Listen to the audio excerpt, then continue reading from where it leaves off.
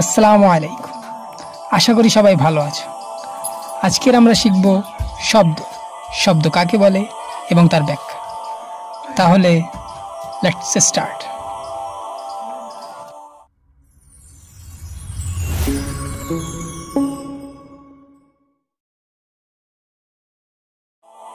তাহলে আমরা জানি ইংরেজিতে বা ইংরেজি ভাষায় মোট ২৬টি অক্ষর আছে।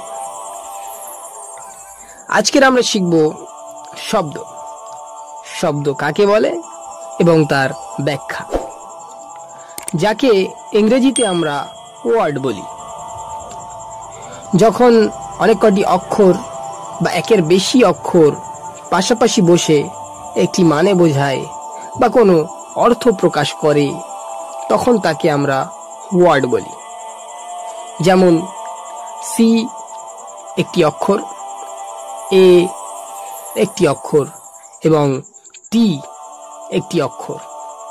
এই তিনটি অক্ষর যখন পাশাপাশি বসে তখন হয়ে যায় ক্যাট, যার মানে বিড়াল।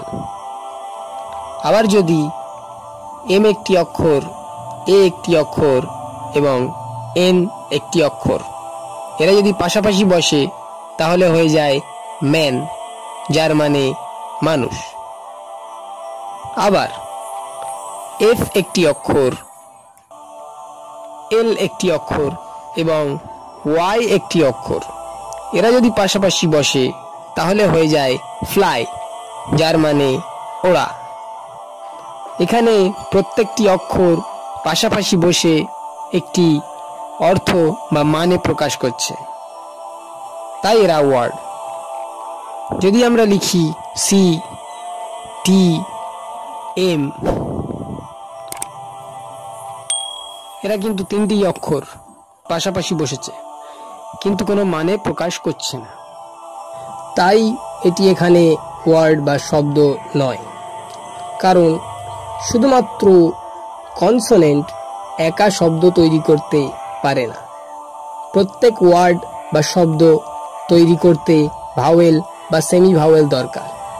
তবে ভাওয়েল একা শব্দ বা ওয়ার্ড তৈরি করতে পারে। যেমন আই, যার মানে আমি, এটি এখানে একটি ওয়ার্ড বা শব্দ।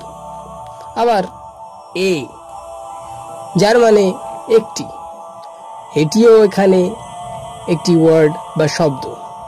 কিন্তু কনসোনেন্ট একা শব্দ তৈরি করতে পারে না। তাহলে প্রত্যেক ওয়ার্ডে বা শব্দে ভাওয়েল না হলে সেমি ভাওয়েল থাকবেই। ভাওয়েল বা সেমি ভাওয়েল ছাড়া ওয়ার্ড বা শব্দ তৈরি হবে না। এই ওয়ার্ড বা শব্দ ৮ প্রকার বা ৮ রকমের হয়, যাদেরকে আমরা ইংরেজিতে পার্ট অফ স্পিচ বলি।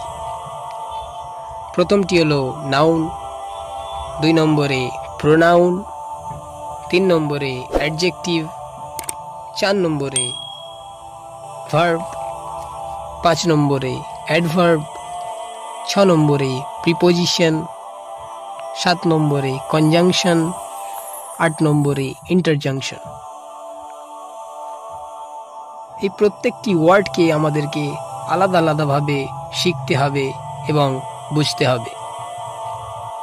এই ৮ রকমের ওয়ার্ড আমরা ইংরেজিতে কথা বলতে ব্যবহার করি। এর পরের ভিডিওতে আমরা নাউনের ব্যাপারে শিখব। Thank you for watching. ভিডিওটি ভালো লাগলে লাইক করুন। জাযাকাল্লাহ।